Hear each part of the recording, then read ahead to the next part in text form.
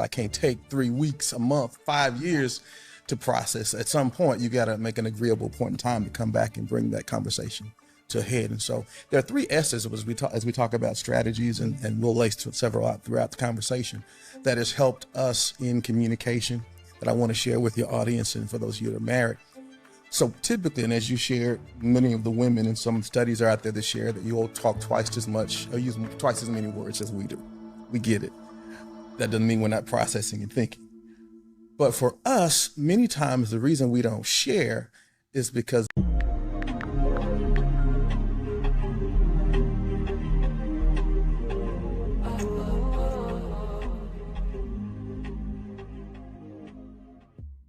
Hey fam, what's up, baby? We're in season 2, man, of Couples Connect, and my name is Kevin, and this is Tanya. Yeah, man. So we kicking it off. It's going down. Hey, we got an amazing couple for you guys today. We're gonna get into this conversation. It's gonna get real good. So hey, get your pen and pad, get ready. Popcorn is going down, guys. We have none other than Pastor, author James, and his first lady in the building, Miss Patrice James, in the building. How y'all doing, fam? Y'all doing good? Doing great. well. Yeah, Sunday's best on over there. I keep saying it. I know, but y'all got that Sunday's best. They're so coordinated. I know. Looks I love so it. beautiful. I love it. So how y'all feeling tonight? Y'all all right? Yeah, I feel doing great. Yeah. Great day to be alive. For sure. Yes, sir. Well, hey, man, we talked to you guys originally in the beginning, right? And it was, we had an amazing conversation, just kind of getting to know each other a little bit, kind of break the ice and stuff, and kind of see what you guys want to kind of talk about and share, you know, with the audience today. And we're excited about to hear, you know, everything you got to share, you know, because we wanted to kind of start bringing things from a biblical perspective to the podcast. And instead of just sharing just a lot of testimonials, and we kind of let you guys know, like, hey, man, feel free, go all out, you know, come from the word so people can, you know, really make that connection between what the word says and how we living and how we really doing things. And so we're excited about today's conversations. But tell everybody a little bit about who you guys are, man, what you got going on, who you are, what you do, and kind of let them know what you got going on. You want to go first? Go ahead. Lead out the way. Go All right. Well, I'm Arthur James. I get the privilege of serving as pastor of the Transparent Church in Grand Prairie, Texas. Founded the church back in 2004. Bivocational pastor, done some of everything from being a dean of 2 community colleges in Dallas and Fort Worth. As I pastored the church, delivered pizza, pastored the church, hotel manager, but love God, love his people. And this is my bride, Patrice James, here with me now. And I'm actually originally from Dallas, Fort Worth area, Oak Cliff in the house. Okay. Oak Cliff in the house. And my wife, she'll tell you where she's from in just a moment. But love God, love his people, man. And just thank you so much for the invitation, for allowing us to be here. I'll share a little bit more as we go in the conversation. Absolutely. Thank you for being here. Yes. And I am Patrice. I am the first lady of the Transparent Church and the bride of Arthur Jonathan James. And it is my pleasure to be here with you guys on today. Born and raised in Chicago, Illinois, Chi-Town in the house. Okay. Absolutely. I never forget where I came from. God has been so amazing. I've been in Texas for about 30 years now, so this is home, my second home, if you will. Right. Met this awesome guy by working. We both have a similar background in that I also worked for Dallas Independent School District for 20 plus years. And let's see, now coaching and loving it. I was sharing with Tanya a little earlier that it is so amazing to go from being kind of steady and consistent and knowing and predictable, if you will, and to a place where you walk with God and you don't know what tomorrow brings, but it's starting to feel like a new normal. And I'm excited about it. So thanks for having me. We have 2 children. I'm actually a bonus mom. And we have our granddaughter, Serenity, and she is just the joy of our lives. So awesome. Glad to be here. Man, y'all a great looking couple. I know. I'm just look good and everything they really do. So y'all clean up really, really well, man. I love it. We try. I love it. I love it. Beautiful. So let's get into it, Pastor. Man, we talked about there are a few different things, you know, communication within the marriage. You know, I know that Tanya and I, we've had a few guests on there. We kind of dabble a little bit on communication, how that can be a challenge in a marriage, right? We also talked about Patrice having an amazing testimony that she kind of shared with Tanya and I that we really want to kind of unpack that a little bit as well. But God in a marriage, just let's start with that. Because I just really want people to just right out the gate understand how the importance is and how that can be a game changer for maybe for people who don't really who's not connected to God in that way and invite God into their marriage. How important is God in a marriage? I would like to say God is everything in the marriage. As a matter of fact, God tells us through his word in Proverbs that he that findeth a wife findeth a good thing. And we were introducing ourselves, but a little bit about our backstory and how we met. God brought her to my doorstep, actually. I typically never mixed business with pleasure, but when I was a professor at Northlake College in the Dallas Irving area, she knocked on my door and we started meeting. And at the time, I was still in ministry and she was speaking at a conference, scheduled to speak at a conference, and we kind of connected from there. Yeah. And, I just had to let her know clearly that there we go. I'm number 9 out of 10 children, and I have 6 sisters, and I didn't look for another sister. And so made it clear as we were talking, because I felt, speaking to God, I felt like that, man, God had just dropped somebody. I enjoyed our conversation early on, and we started talking from there. And of course, as we went throughout the process, God began to just keep us connected through the years. We have a long story, but the short story of it is we met, start connecting, and through our process, being both submitted to God, God allowed us to keep him first as we were going through our various journeys in life. That helped so much so before we got married. I'll just give you the Cliff Notes version from my perspective, and you can jump in at any time. Okay. But just wanting to please God, I say this is the best way I could say it. Whenever I talk about my wife, the reason it was easier for me, and I'm a pastor that's gone through divorce, was the way it was easy for me to communicate and to give my heart to her, because when we met and the way we dated, I trusted the God in her more so than anything else. And that has always been a communication piece between us, knowing that individually you have to have your own relationship with God. So as the husband and the wife, as you're veering toward God, you meet at the middle. And that's been the source of our strength throughout the marriage from my perspective. I scattered around, but basically God brought her, we communicated, and went from there, but God has been the source. Anything you want to add? I do. I think was one of the things that stands forefront for me was, truthfully, I wasn't really even interested in dating Arthur when we first met. Not because he is, Tanya, I told you that we have to share that other part of the story. I genuinely had gone to try to get my clients or my students into the program where he was working. And when I got there, I was single. And actually, before we got married, I was single 16 years and abstinent. So I was pretty focused, and I wasn't really going to look for him. But as God would have it, he had an eye for me. And the Bible says, he that findeth a wife findeth a good thing. So I was already a good thing. He saw me and, and I'm being serious in that I think it's important that when a woman decides that she wants a godly husband, she has to first find herself being godly. And if you don't find yourself being godly, then you have to understand that whatever your bait is, that's the level of Boaz or bozo you're going to get. And I'm just saying. Boaz or bozo. Boaz or bozo. Which one do you want? And I wanted a Boaz. Pastor shared that he had been married, but I had been married and divorced as well. And I already knew I did not want someone who I had to worry about his walk with God. And that too was the thing for me. Pastor was already established, not just as a pastor, but as a man. I recognized early that he was a person of integrity. And that's what was really a draw for me. Integrity is huge. And biblically speaking, I watched his fruit, not just what he said. And so, I didn't want to date at first. I just wanted to be friends. And so he did share with me, he has sisters. And I just decided from there, I'm like, let's just talk, because that's one of the missing pieces from dating. People date because they're infatuated and they want the romantic story, but I wanted someone to share my life with. And so because I wanted that, I was looking to date differently. And communication was prevalent through that. So much so, Kevin, that we talked for months until the communication was so good. Someone said, "Can we go out now?" I did. I did. And I was ready to go out because his conversation was so good. And I'm a little bit, I think we both are, a little bit of nerd on the edge of nerds. I'm attracted to it.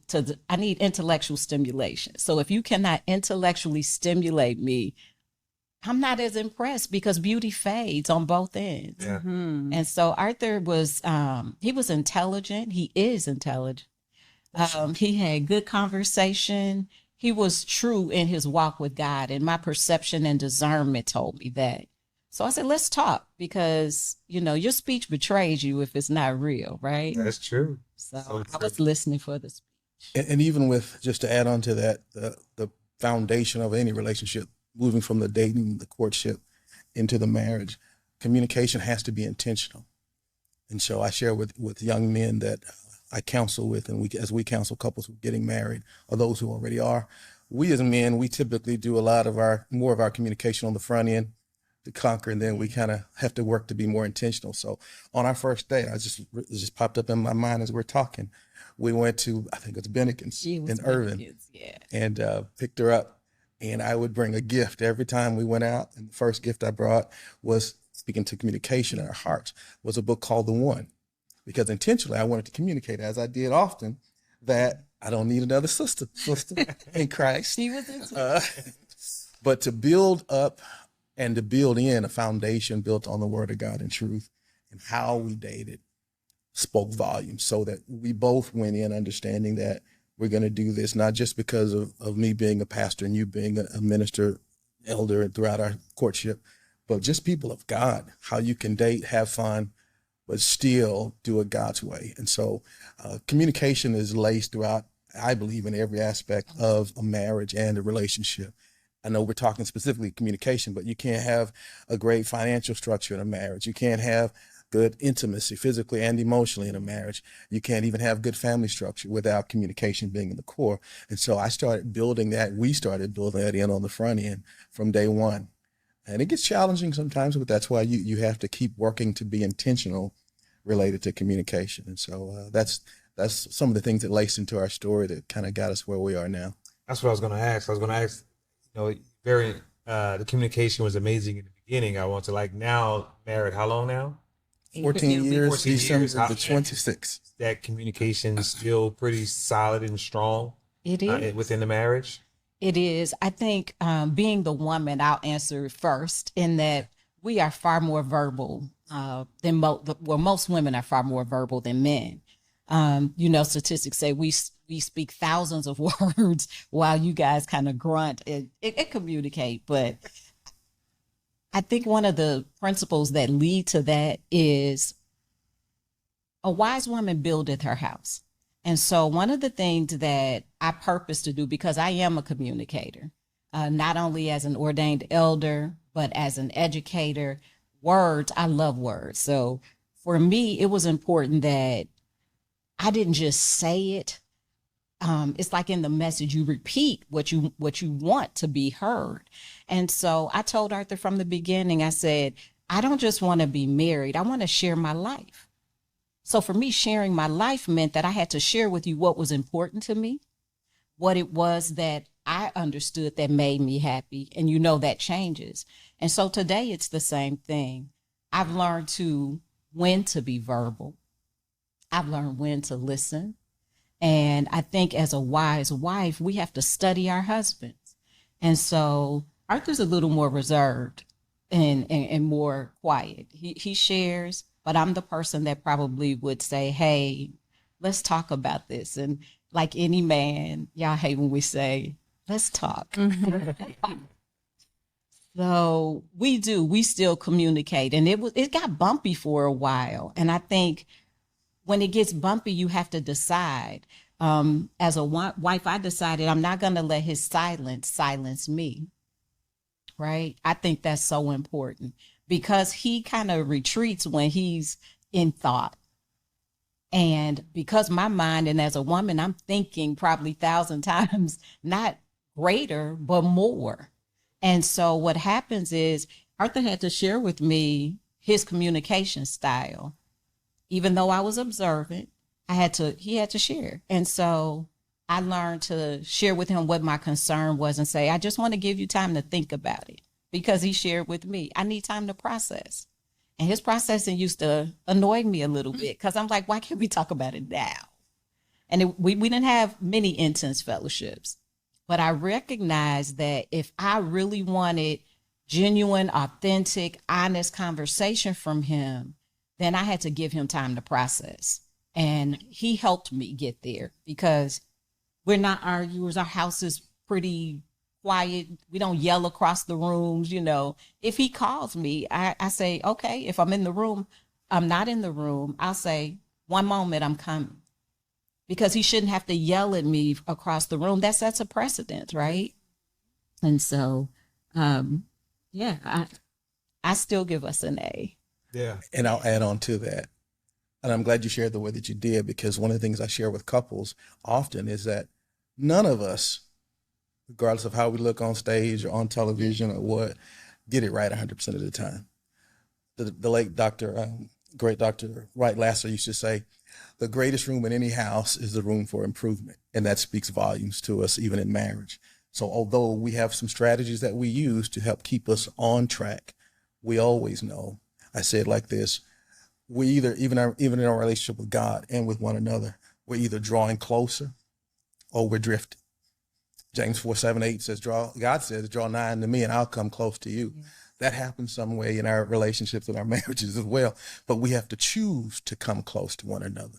And I say that to also share, as Patrice was sharing, we've learned and still yet learning through the years what one another's communication style is. So even though I had to explain that I need processing time, I preach sometimes 2-3 times a week. I'm a communicator. I was, for the last 20, almost 30 years, been bivocational. Presentations as a dean or as a professor, I'm always speaking. But when I get home, a lot of times I don't want to talk. Right, not so much. I'm normal like everyone else. But I do make a practice of sharing that. But I also had to come back to myself and give her the accountability that says, I'm going to process. But fellas, I can't take 3 weeks, a month, 5 years to process. At some point, you got to make an agreeable point in time to come back and bring that conversation to a head. And so there are 3 S's as we talk about strategies, and we'll lace several out throughout the conversation, that has helped us in communication that I want to share with your audience and for those of you that are married. So typically, and as you shared, many of the women, and some studies are out there that share that you all talk twice as much or use twice as many words as we do. We get it. That doesn't mean we're not processing and thinking. But for us, many times the reason we don't share is because of the first S is sharing. But the reason we don't share a lot is because we use another word, S, we like to shield. We're the protectors. And so what I was doing was, I thought my job as a husband, in a lot of respects, when we first got married, is that if there's anything going on, any challenges, I'm going to share, but I'm not going to share everything, because I'm shielding. I'm your protector. And you got to know, the Bible also teaches that we as husbands ought to dwell with our wives as according to unto knowledge, King James Version. And so when I learned what my wife needed, she didn't need as much shielding. She needed more sharing. And so I've had to work and walk through, and still working and walking through, the balance between shielding and sharing. Because on either side of that, what can happen if she's not in a place of balance to where I get the space to process, sometimes the need to have oversharing can feel like another S word, and that's smothering. And so we walk through that, and I share with couples when I do premarital sessions. You have to find that right balance between sharing, shielding, and smothering.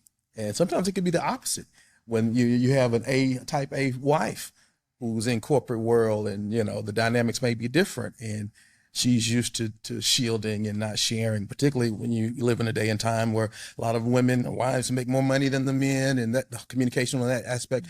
But just finding that balance between me being, I tell people all the time, it may not look like it, but I used to be the shyest out of my parents' 10 children.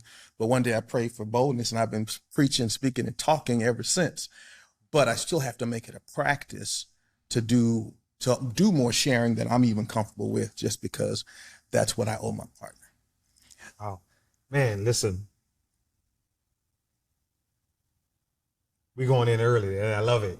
That's so good already, because you actually gave me clarity on something that potentially I had been trying to identify with, that I didn't know how to really put words to, right? It's the shielding part, right? That shielding part, because that's a lot of times my wife, she may ask me certain things, and I'm like, and I may just answer kind of grudgingly, like, in other words, like, don't worry about it, I got it. You know what I'm saying? Because I'm like, let me deal with it. I don't want that on you. But sometimes it could come out a little crazy, in where she's like, I'm just asking, but I'm so much in that shielding mode of like, don't, I got this. Don't worry about that, right? And I never really looked at it as a shielding that I was doing to protect the situation, instead of, instead of sharing, right? And she is, trust me, she would prefer sharing for sure. And part of the reason that is, and you can jump in anytime, is what I've had to learn and still yet learning, is that we look at it as shielding to have protection. They see it as a disconnect from being connection. And so God's given us a help meet. And sometimes in our shielding, we prevent them from helping because they don't have all the details, or because they don't have the conversation that they need to help us get to where we're trying to go, even though sometimes we may not have the answers. And of course, we as men, we handle weight sometimes differently than our wives. But I'm going to pause right there and see. I was going to say, that's a perfect pause right there, a perfect pause. Because what happened is, when you have, first of all, Tanya and I are Proverbs 31 women. And when you have a Proverbs 31 woman who understands the marketplace as well as the home, when I met my husband, I was already preaching. In fact, he had come to the Potter's house and saw me preach there on a Wednesday night, and he's seen me and known of me ministering at women's conferences, and I was the director of HR. And one of the things that I wanted him to understand, which was part of my intent in being a wife. As a wife, I had a father growing up. So I didn't have daddy issues. I didn't need someone to come rescue me. I needed someone to share life with me. We were blessed. We both owned our own homes before getting married. Honey had children. I had never had a family. I was married just a short time. So I was excited about being a wife in every aspect of it. And so when he was shielding me, I felt like he was hiding. Or I later learned that men don't like to not know. And my thought is I'm okay if you don't know. Let me help you figure it out. And what I had to learn was give him that space.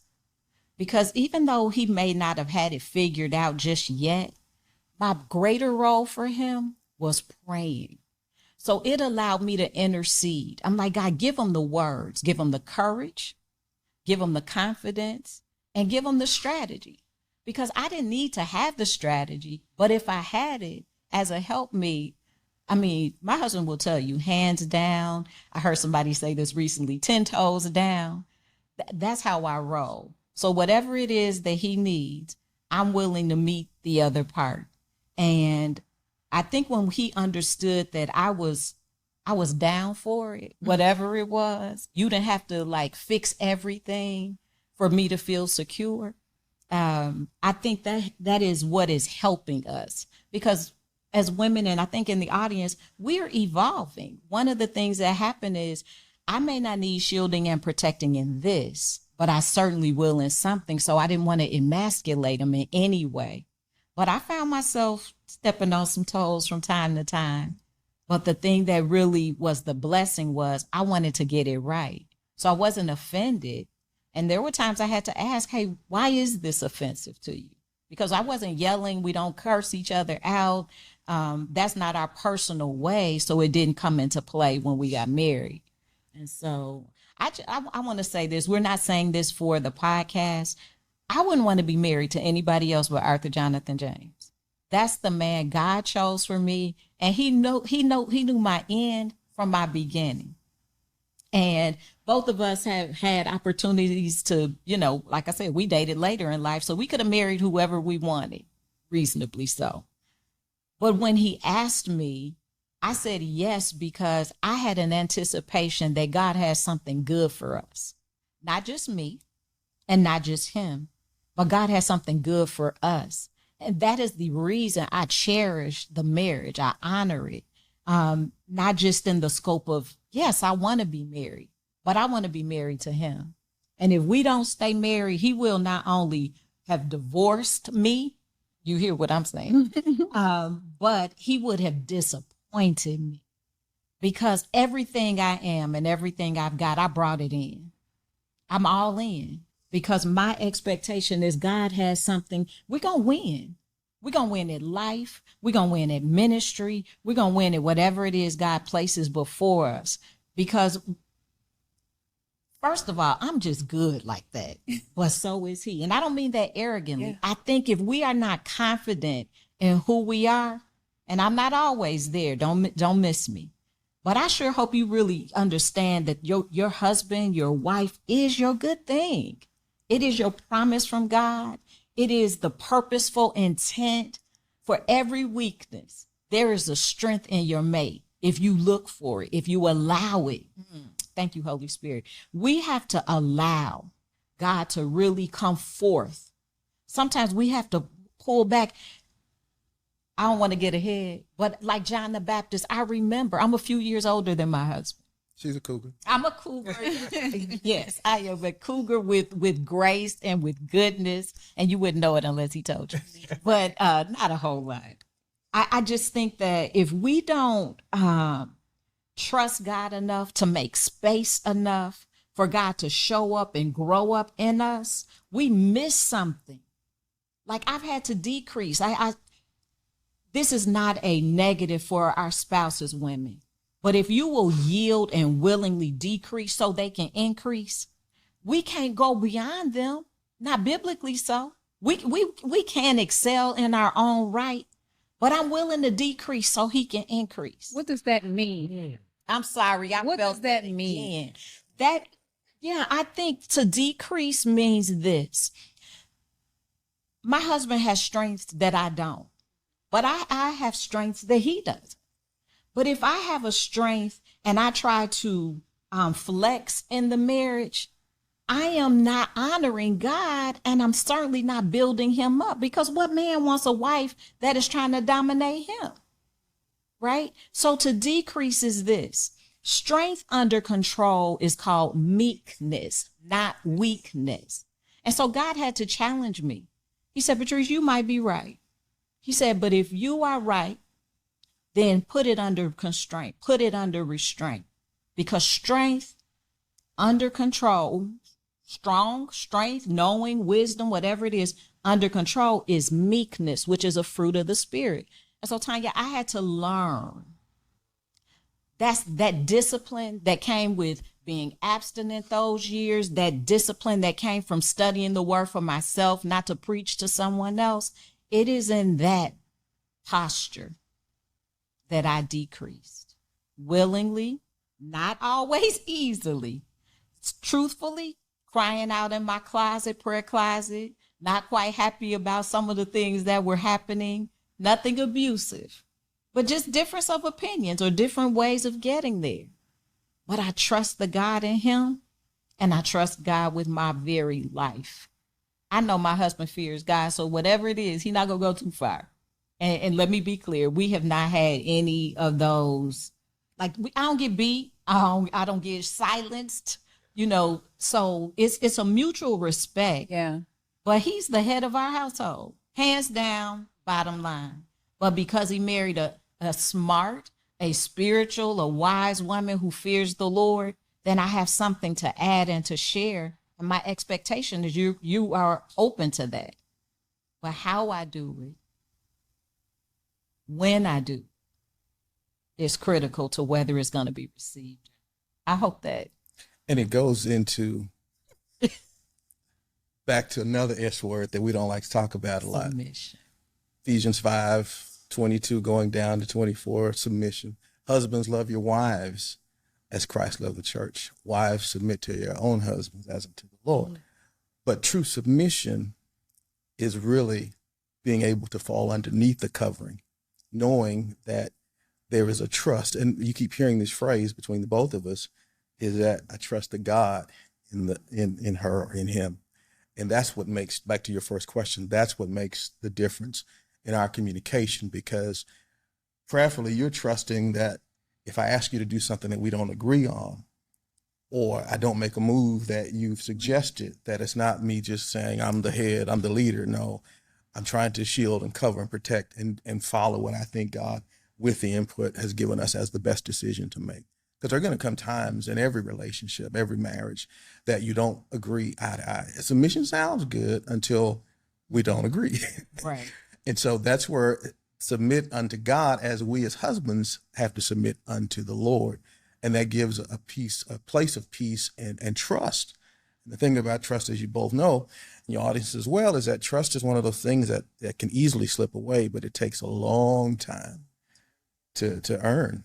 And so it's over time, and we're still not there, but we're making progress. And that's been so fulfilling through the years to see what God is doing in our lives, to be able to trust. Now, to us husbands, the challenge is for the wives is to submit, but to the husbands, it's like love like Christ did. That means we have to be willing to die to give up ourselves. And so it's a give and take. It's a balance in that, understanding what that truly means. Sometimes we see submission as domineering, and that's not biblically, I don't think, what God intended and meant, that wives, you are doormat. No, that's not. You're still who you are, but it's a working together, understanding, like in any good organization or organism, there has to be headship, leadership, and communication as a substance for all of them. I wanted to say something, if I could, on that submission piece. I'm one of those women, I can bring home the bacon, fry it up in the pan, and never let him forget he's a man, because I'm a woman, right? And I mean, a woman with a womb, a human being. God created me like this. Ultimately, life shapes us by the experiences we have. But submission, again, let me tell you what I hear God saying in submission in this moment for those single women who are deciding if they should date, accept the proposal, or marry this man or this joker. Because I tend to call them jokers, because sometimes the things they say you should laugh at and not really even take it in. Real. Submission looks like this. When you are dating, are you observing his character? The character of a man tells you who he is under pressure, not who he is when life is going his way.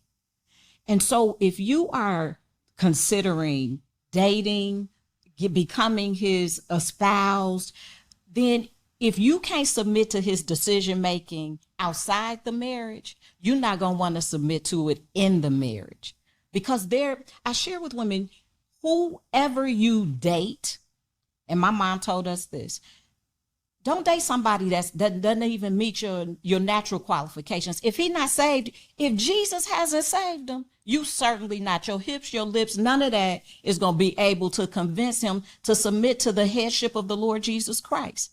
And if you can't watch him how he handles his money, watch how he handles his children if he has some, watch how he handles his mother and his sisters. If you don't like the way he handles them, he's not going to handle you any different, because that's his practice. So what made it helpful for me to submit was, one, I had a heart of submission, because as a single woman, I submitted to an invisible God. And so my husband could trust the God in me, because if I could be abstinent for 16 years to an invisible God, then he could leave town and I think I'll be okay. But that submission piece, I just want you to know, don't marry a man you're not willing to submit to. That's a drop the mic moment, because if you marry somebody that you won't submit to, you're going to frustrate him. You're going to frustrate the grace on your marriage, because no man wants to fight at home while he has to fight out in the marketplace or fight in ministry. I wouldn't. So quick story on that. You are literally talking to one of my clients. And I hope she listens to this. I won't say her name. Okay. But we had this same conversation on last week or this week.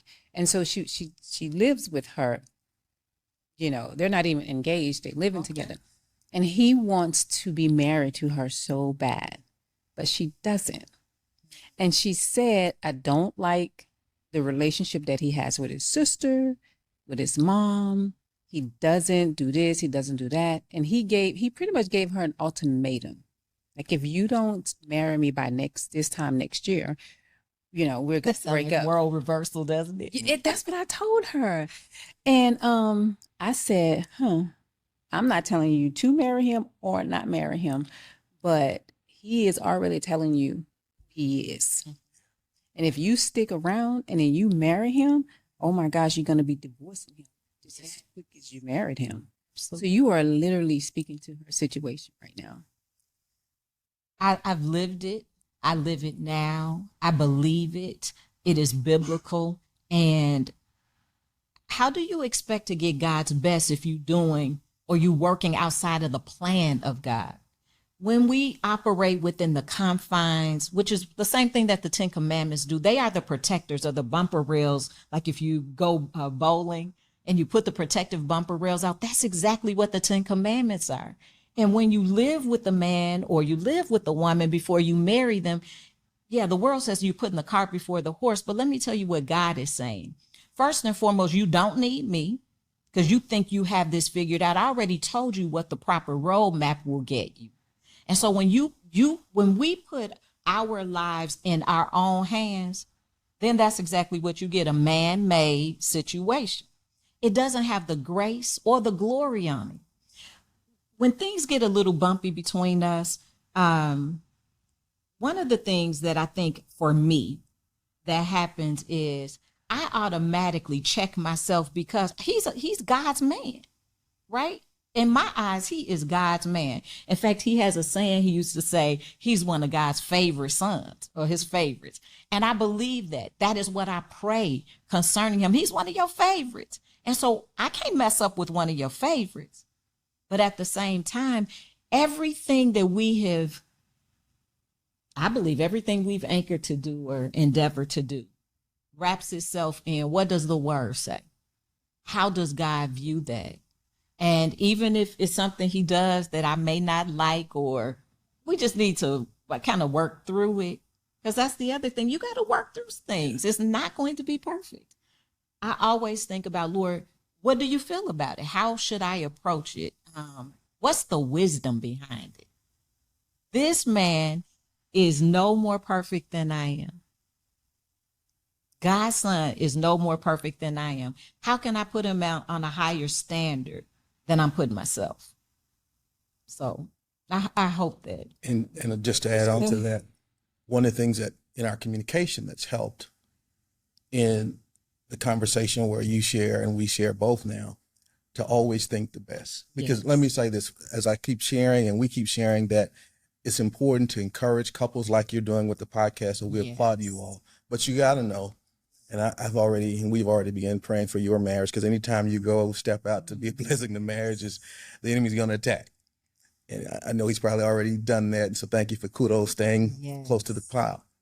But in saying that, he's the accuser of the brethren. And one of the phrases that Patrice brought to the table to our marriage that I picked up and we both use is to always think the best. So when something comes up, something can be done or said, and you could think it this way. It's always think the best. Don't even let it come into your mind. You know that she loves God. You know that he loves God, and they're not thinking about destroying you, because this is the thing. If I win, but the marriage doesn't, we both lose. Or if she wins, but the marriage doesn't, then we both lose. Or if I win too often. Yeah. Like when we fight, and I didn't mean to interrupt. If you're fighting, and I mean not fighting, but if you're in disagreement and you always want to win, that's fellowship. As women, we want to outword them. But I don't, because if I win today and I win tomorrow and I win next, who wants to be the loser always? Right? Yeah. And as I was going to say, Pastor, but as Honey shared, it's like, if we could just operate from, let's think the best. I asked him to do that.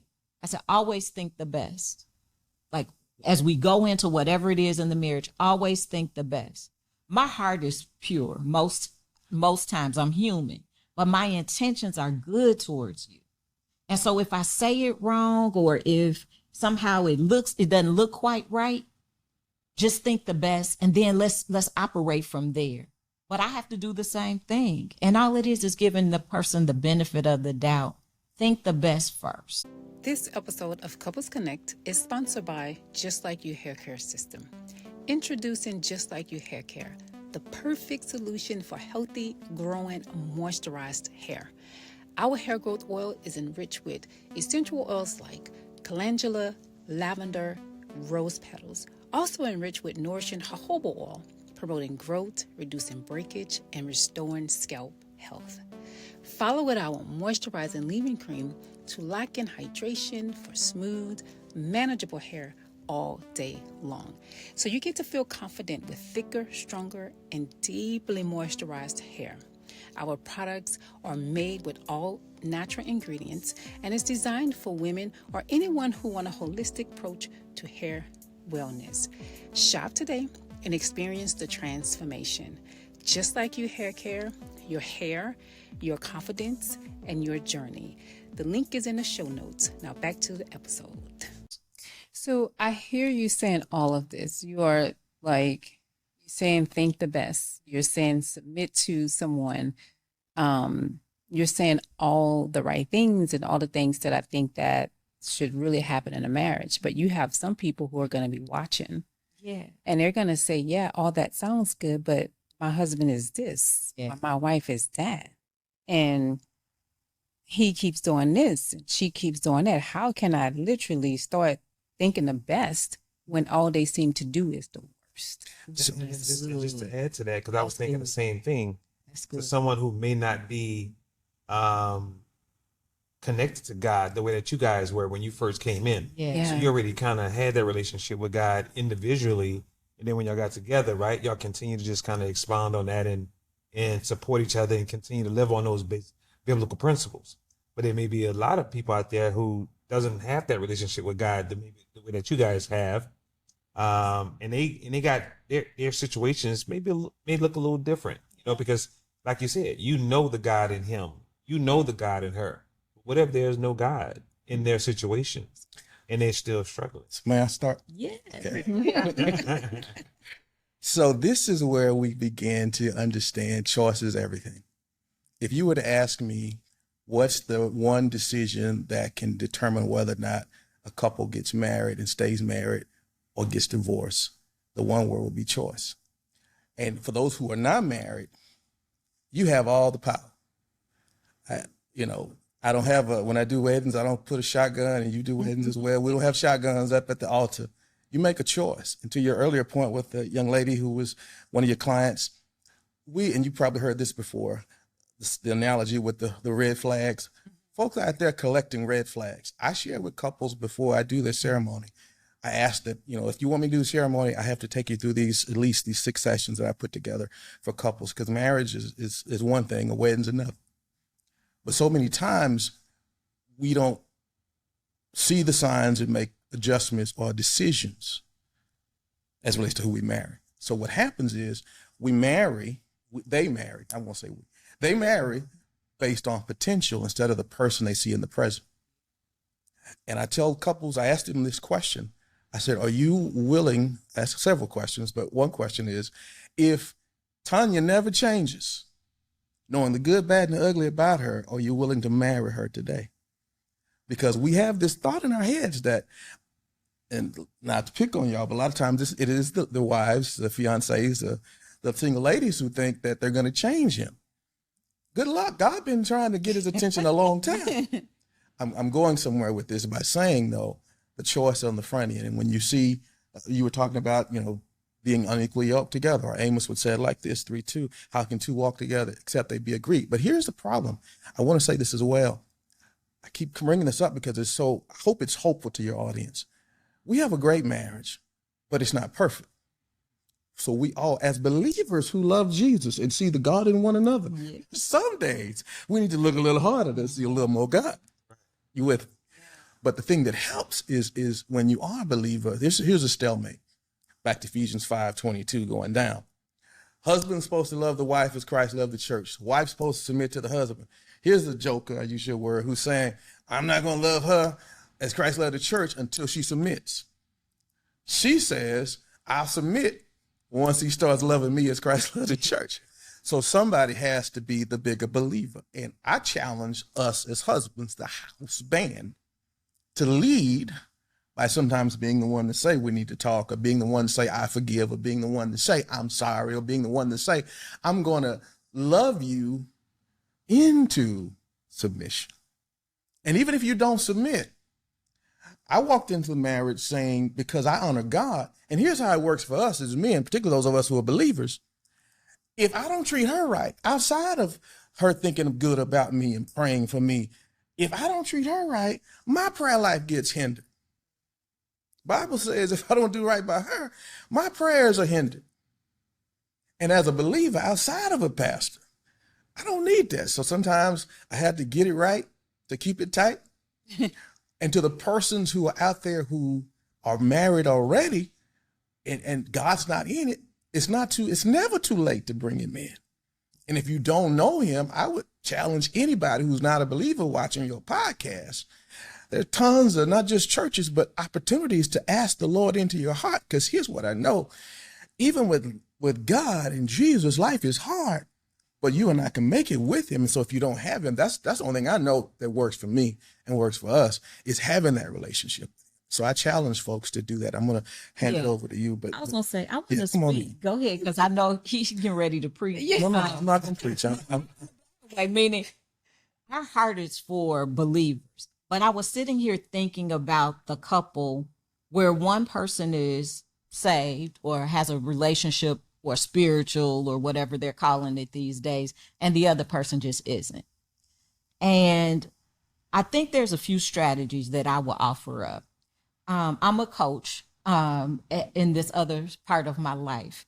And one of the things that is the profoundness of coaching is to ask the right questions. So I would recommend that the person, whether you're the believer or the unbeliever, whoever has the wisdom, whoever has the capacity to be able to take a licking and keep on ticking. So that's what my grandma used to say. Can you take a licking and keep on ticking? Because some people are weak, and I don't care what you say about them. If you've chosen wrong, and let's say you're married, you chose wrong. You chose somebody who is a stiff-necked person, rebellious and selfish. Because selfishness is one of the top indicators for people not having success in marriage. They're selfish, so it's all about them. Here's what I would recommend: one, get a prayer life, right? You might not be saved, but you need to talk to somebody smarter than you. And if you can't talk to God, then don't talk to your mother and your sister and your cousin and your auntie. If you're the woman, don't talk to your side of the family. If you're the man, don't talk to your side of the family. Because when you all get back in good graces, they're going to remember all the horrible things you said about him. So my first strategy is talk to someone you can trust that's working in a better relationship than you. Get a therapist, get a counselor. As Black people, we aren't afraid anymore to get therapists. So I'm going to recommend get a coach, get a therapist, talk to somebody that's not on your side, but on the side of your union. Ask them for advice, because if they love you more than they love him, they're going to side with you most often and not give you a balanced perspective. So that's one. Talk to somebody smarter than you. And two, don't talk to somebody that loves you more than them. Okay. Then when you talk to that person, tell them all the reasons you love them. Don't start out with all the craziness. Tell them why you love them. Because even if you're not in love, there's something that there's a reason you're still in it. Even your client, she's still in it. It's something that he provides, even if it's because she doesn't want to be alone. Right? So you got to figure out then, if you're not married, do I stay or do I go? If you are married and you want to stay married, then you've got to figure out, what do I have? What do I have that I can give? What is it? What's in your house? What's in your wheelhouse? Is it patience? Is it forgiveness? Is it if you're a person that get good gifts? find a way to meet them at the place where they can become tender. Because if you can't find that, then you all, I mean, I hate to say it's a lost cause, but when they start seeing you put in effort, if they love you, I don't care if they're a heathen, they're going to figure out some kind of way to reciprocate a little bit. And you got to be patient enough to look for that place and that space in the relationship. When I was married the first time, my husband wasn't a believer. He said he was, but he wasn't. And I'll tell you that I think the thing that, obviously we did not stay married, but there's a couple of things I did right. When he wouldn't listen or if he wasn't acting right, I still cooked. I still made the house a home. Do your part is what my great grandmother used to say. I want to say, if you the husband and your wife is being wretched, still be a good husband. Come home, be there when she gets there. You don't have to be a doormat, but whatever you bring as the strength, start there. I just want to add one. Go ahead. You said it, but I've been sharing this even with our church. For believers, we forfeit the privilege we have to experience the power of prayer. Yeah. And even if you're not a believer, if you pray to God and ask him to save you and get into your relationship, just like I was sharing, I prayed for boldness, you would be surprised. But not just pray that God change your spouse. Start with, and this is where I start, Lord, let me see what's wrong with me. Fix me. And as you find him fixing and correcting and maturing and developing you, your spouse will see it. It may take time, which is why we have to be patient and we have to do the right thing, even when you feel like doing the wrong thing. That speaks to maturity. And I tell people all the time, marriage is for the mature. It is not for the immature. Amen. And you hit the nail on the head. Selfishness can ruin any marriage. It really can. Jealousy can ruin any marriage. But when you're secure in who you are and in God's love, by asking him into your heart and praying for your spouse and praying that God gets you to a place where you can actively participate productively in your role as husband or as wife, you'd be surprised at how things start to fall in place when you go to the right source. Man. Let me tell you, which I just made me realize, just listening to this is really great stuff. It made me realize like some of the things, because a lot of the things that you guys have mentioned, me and my wife, you know, we pretty much open, like a lot of the couples that sit on the sofa and they talk and they tell their story, their perspective and whatever it may be, it resonates with us. And I think it resonates with all couples. Yeah. Because we all in the same situation at some point or another. Yeah. We all go through some of the same things. What just hit me though was the fact that being mature, like you just mentioned, marriage is for mature, right? Yes. We matured in our marriage, and it made me realize some of the things that we've dealt with and have gone through. What has happened through our intentional efforts towards those things that was maybe not so great, when we were able to kind of get some of those things under control, what it has done is it has exposed some of the more higher level issues that we have been dealing with, but we couldn't really address just that because there was so many other issues that we were dealing with at the same time. But now we were able to address some of the issues that now we kind of got under control. We're better with those things, but now it kind of hyper focused on it kind of really exposed some of the bigger issues that we deal with, that now we're kind of putting more focus to those things, right? And it's one of those things where we're intentional about trying to do the work, you know, to continue to better ourselves in all those areas, but really we just was really talking about some things that I know that she, more on the emotional piece, the emotional connection, which is sometimes a little bit harder for the men to kind of connect with. And that is really like a hyper focused thing for us right now. And some of the other things are not so much, because we felt like we've kind of grown through those things a little bit. Not to say we got them completely under control, but we've kind of grown through them a little bit. So those things I know a little bit more settled. But anyway, I just wanted to say that because it just hit me just now as you was talking. I'm like, wow, man, we matured some of them things. We worked some of those things out through communication, through just over the years of, putting in the work. But what it had also done is made some of the other things that we really need to focus on. It's kind of made those a little bit more obvious, in a situation to where now we can put energy toward those things, right? So anyway, I create products, right? Hair products. Okay. Now I'm getting into the body part of it. So I had an epiphany today as I was creating some products. And in order for oil and water to mix, that needs to be an emulsifier. Yeah, I hear you. And it made me think about people. It made me think about my husband and I, or married people, or people who are in relationships who are trying to come together. Oil and water doesn't mix. So in the Bible, I don't know where it is, but I know at weddings you say this. You have the three Cord strands. You, God, your spouse, and God. And that came to my mind. And a lot of times when we get married, I feel like we take that for granted. We don't understand what that really means. But in creating these products today, I thought, wow, this is why a couple will divorce or separate if they don't have God in there. Just like products, we're trying to mix them together to hold them together so they won't separate. We need to bring something in to hold it.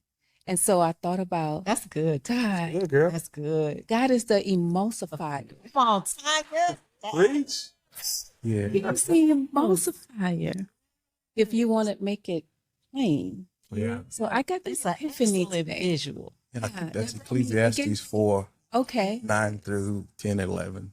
Two are better than one.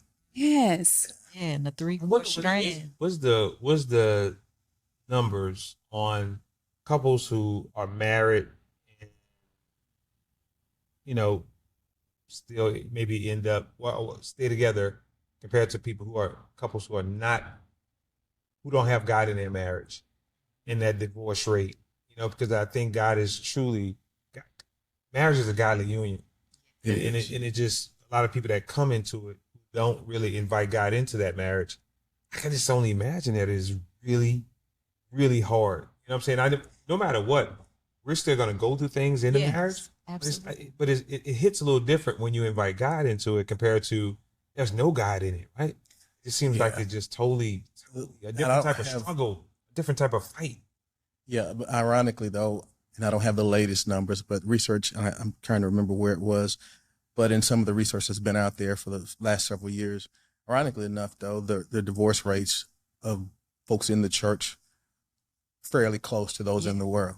Really? Yeah. But the reason I believe that is that there are a lot of folks who are professed but are not truly believers, but also tied to that, even believers, God doesn't force his will on us. We have to choose to change. Yeah. And it's all about choice and being intentional in communication. So another strategy, because it's the small foxes that spoil the vine. You'd be surprised at the little things that would make a couple just get irate. So we all have, proclivities or tendencies, certain things that just like from a communication. So that's been important for us. I'll give you an example. Back to a few strategies. So one of the things you shared earlier was just talking to those who may not have suggestions. But one of the strategies that we share is that we do weekly check-ins. And I share this with couples that are given as part of their outline. Sometimes we make it harder than it has to be, but at least once a week, and we don't always get it right. Sometimes it's on the fly, but I have a list of 10 questions. Yes, let me pause for just 1 second, because I heard something you all said earlier. Don't forget. Oh, We don't get it right all the time. You hear our strategies, and I want to share this. Pastor Bobby Gibson did our premarital counseling, and he said he had never had a couple. I think we got 100%. We got 100 on our premarital counseling, all of the little activities and stuff. But let me tell you, we had some F-bombs, and I don't mean curse words, but failures and things we had to fix in our marriage. And you can't fix what you won't own. You can't fix what you want. You've got to know who you really are. You got to face it. And so I wanted to pause for a second, because maybe you are believers, but you aren't strong as believers. Or maybe you're two unbelievers, but you still married. People have to find what's worth fighting for, right? If you don't figure out why you're in the marriage and what's fighting for, you can be a believer or unbeliever. You aren't going to make it. But if you all have a mutual investment or a mutual a center or core for your relationship, you can make it. But the best way is to have God as your core. I hope I didn't. No. I just was going to share That's good. just making an intentional time of having discussions such as, so you want to be friends. All that talking we did on the phone that made her want to date me in person, and I just talked, built friendship. It did. And we can be friends with everybody, but you need to have some cordial friendship with your spouse. We tend to treat other people outside better than we do inside, and that's a shame. So these 10 questions, I'm not going to go through all of them, but one is just asking, how are you doing? And sometimes we forget to ask our spouse, how you as a person do. Not pastor, not first lady, not coach, how you doing? How can I pray for you this week? This is a huge one. What's on your calendar? We have calendar meetings, because, well, I didn't know about that. Well, I didn't know. Well, I told you about this, but if you have an intentional time, it helps. Is there anything, if you have children, anything major going on with the children that we need to discuss? Here's two of my favorite. I'm going to stop. What did I do last week or this past week that you liked and would like for me to repeat? It's little things. I came home one day, and I've come home a number of days, and she acted like a little kid in a good way. So honey's home, and Hank came and hugged me, and I was like, so I told her, I was like, when you came, I don't know. I just feel, I guess I'm getting old. I don't know. No, But just kidding. to do But that. it's like, you can do that again. I appreciated that. I think I've been cooking more, so, getting us healthier. I was like, when I did that, I do that again. But then right behind that is one I got to share before I transition with you.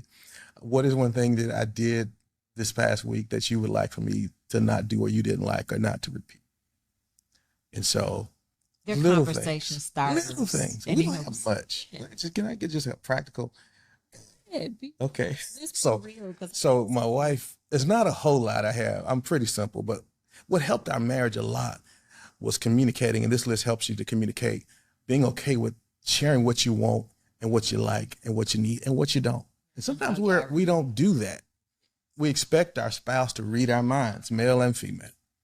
And so my wife was wearing herself out when we first got married, trying to cook and trying to make sure we ate at a certain time. And so I finally just told her, I don't need all that. I'm pretty self-sufficient, I he can eat told cereal, me he milk. wanted us to have dinner together at the table. So I would come in from work in my suit, in my high heels, in the kitchen, trying to cook. And then our son actually said, this isn't how we normally do it. He was like, because I couldn't get everybody to the table. I'm like, and my cooking is not bad. I'm a pretty decent cook. But he had to tell me. Go ahead, finish. No, I just was saying, I said, for me, because I grew up, in the 1900s, my dad got off work. My mom had his plate there. I'm like, that's not me. I need you to stop doing all this other stuff so we can communicate in other ways. Mm-hmm. You know what? I want to add to that, because I saw my grandmother do that with my grandfather. And I repeated the same thing in my marriage for maybe 17 years or more. Now, he never asked me not to do it, but he never asked me to do it. My mother taught me that's what a good wife Yes. is. So I did that. Yes. And so with that being said, we are going around as new wives doing things that they never even asked us to do.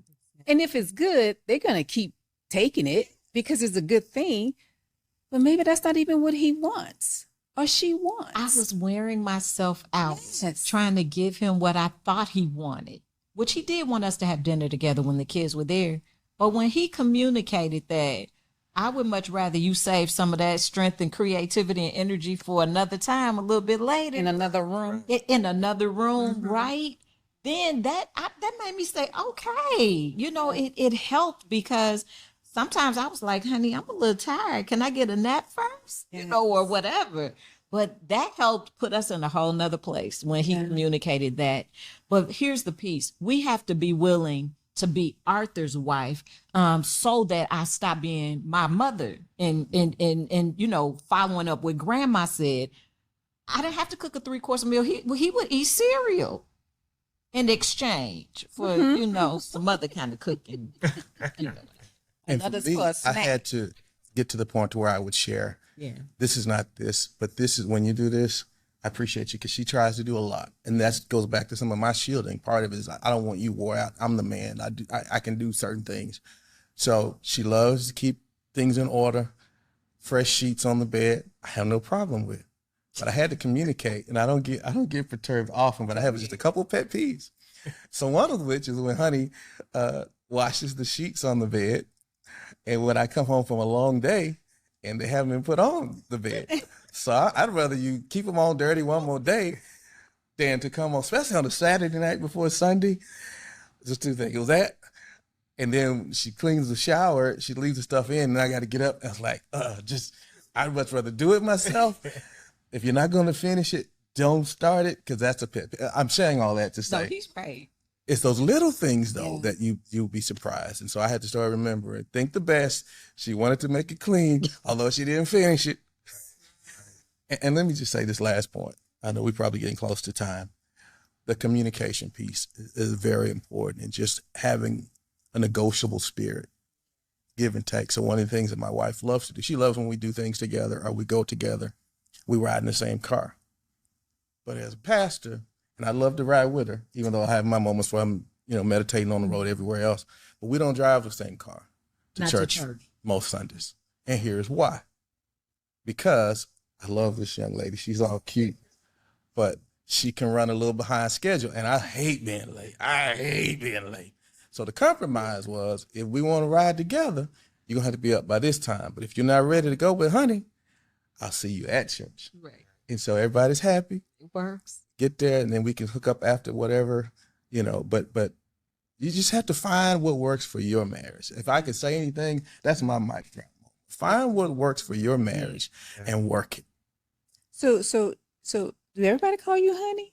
That's just your word. That's my word. Okay. Because I think one other thing we'll share. When we were dating, we don't waste a lot of words. Meaning, I told him, you may be a pastor, but I'm not going to act fake. If you at home acting crazy, I'm not going to go to the church and act like you are just being just Mr. Wonderful. And I'm not doing We've that. had that conversation too. Yeah. Now I'm wise enough to know we're going to have problems. So I'm not talking about going and exposing things and being disrespectful or unprofessional, like uncool. But my point was, if you are not going to be in alignment, and if you listen to any of our church services, you'll hear me say many times, I love him because what you see is what you get. And that's the way I am. And so I call him honey, because if he's not sweet, I ain't calling you honey. So when you hear me call him honey, it's because he has been sweet. And I don't precious. And when he called me precious, I was like, remember the movie? I was like, don't call me. But it was. So when you call him Arthur, he ain't sweet. No, sometimes I call him pastor. Sometimes I call him AJ. Sometimes I call him honey. We text. Most of our texts say, hey, babe. We are normal human beings. And I want to say that because I know our strategies and our theories sound like, oh, y'all got it all together. Truthfully, in a lot of ways, we do. Not being arrogant. But you know why? Because we submit to the word. And let me just share this. One other drop. When we're talking about communication, there has to be boundaries in communication. Yes. So a lot of what you hear are the boundaries we've set in communication. Tone. So I'm pretty intense. Yeah. Not too intense. I'm a pretty nice guy. If you ask about anybody that knows me, really. He could be rigid. But I can be rigid. But I told her, I don't argue. I don't raise my voice. If I'm upset, I'll share it, but I reserve a certain tone just for her because those are some of the boundaries. We don't talk about, mothers, fathers, family members, No certain name things we calling, don't, all that stuff. no, you have to have boundaries in communication. I just want to throw that out there because that helps shape and frame everything else that happens in the space of communication.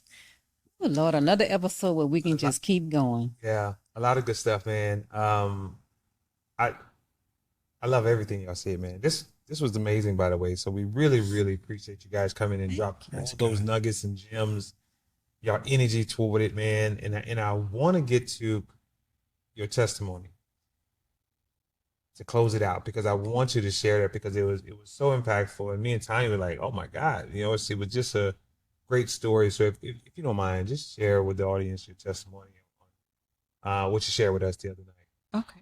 Then we're going to drop the mic. Okay.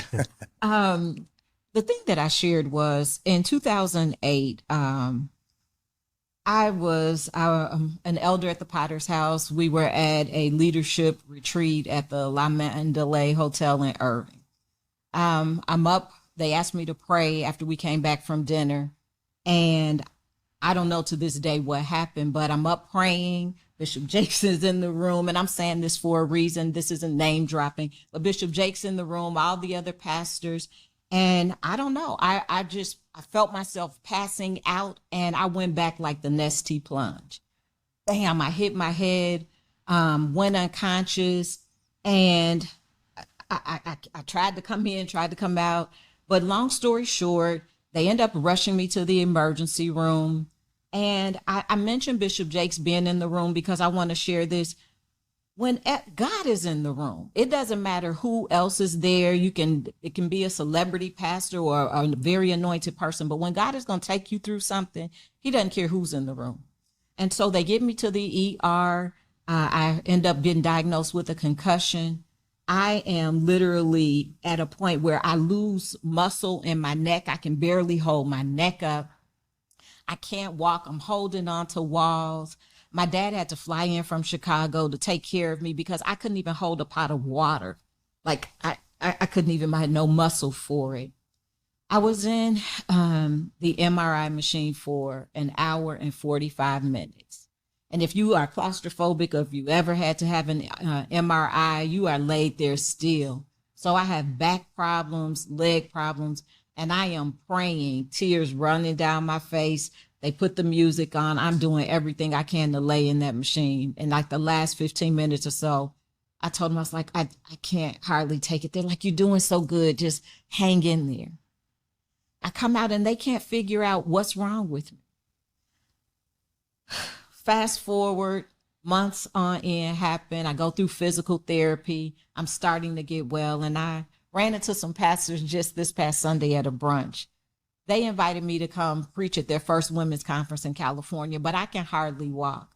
And I went with another elder who traveled with me. She was speaking in the conference and she had the first night, but I'm hurting so bad. I'm sitting in the seat. And if anybody knows me, I'm not going to take my shoes off or anything, but I taking my shoes off and I'm sitting there and I'm just trying to keep my composure.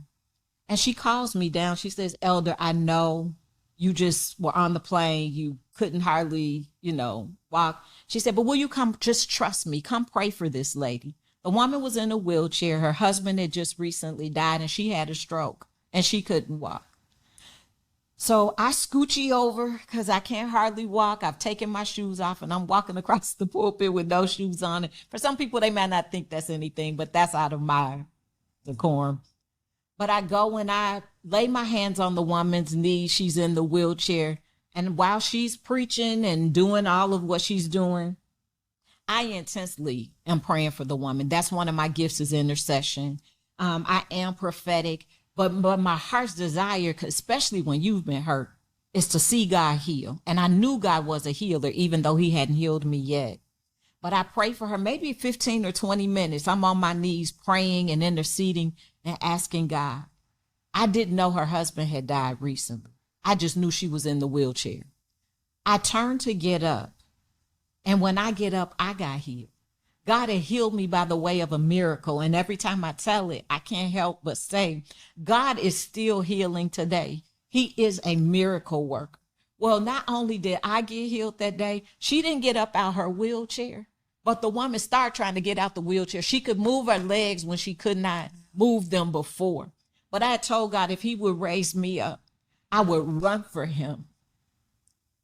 And I took off running through the whole church because that day I got not only did I get my healing, and I'm sorry, this happened in 2008, 2009, but I'm still alive today. And the enemy has done it more times than I care to say through car accidents.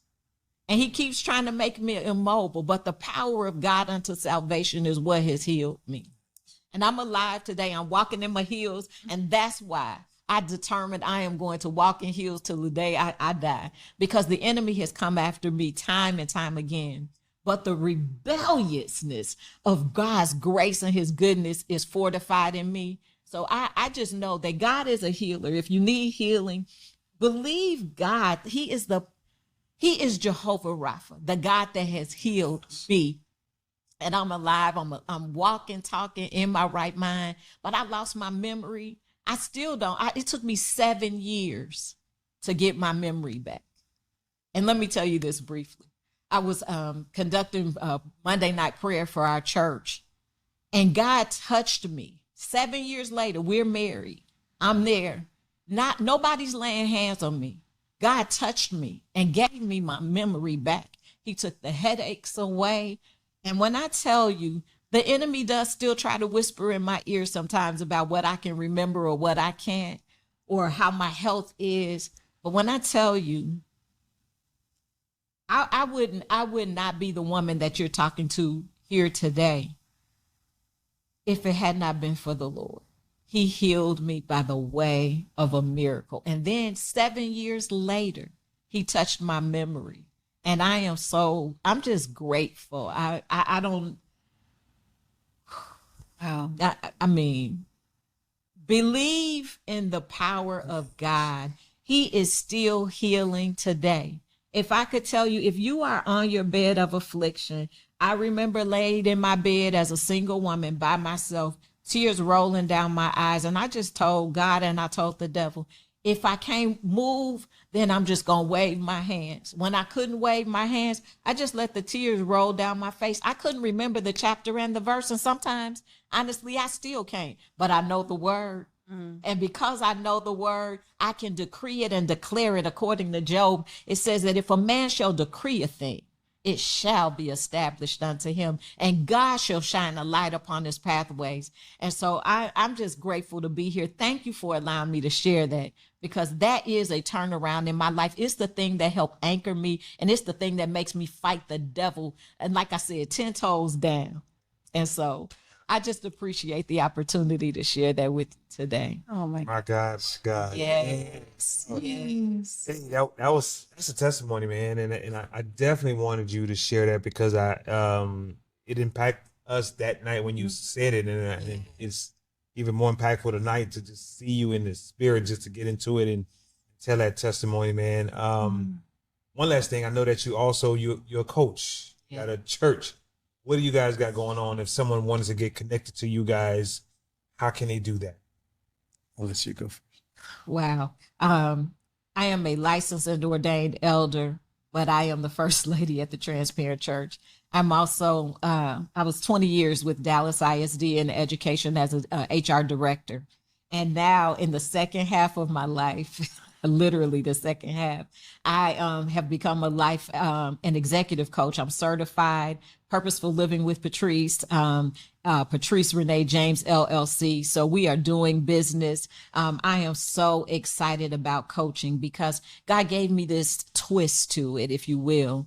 Not only is there a strategy to effective coaching from a positive psychology perspective, but God, because I am prophetic, God gives me insights and inspiration that I share with those who choose to have the privilege of me being their coach. And so I thank you for the opportunity to share that. Yeah, absolutely. Yeah. Church, we can both be found at thetransparentchurch.org. Yes. Email addresses are there. I'm also a bivocational pastor, but I've shifted from the education arena to public speaking. And I actually help bivocational pastors and church planners overcome or avoid burnout so that they remain fulfilled in ministry and life. You can find me also on arthurjjames.com or thetransparentchurch.org. Find our contact information there as well. Also, I'm an author of a book, Preaching Through Pain, What Every Preaching Person Should Know About Performing Under Pressure. Amazon, anywhere books are sold, but if you go to those websites, you can find it there as well. I talk about our journey in the book, part of the story, and the framework for helping people present and prepare under pressure. Part of that story was in there as well, because I teased with her. I said, because we went through an engagement, and then we didn't give you all that part in the first part of our introduction. But after she hit her head, she found out she was missing out on all of this, and the rest is history.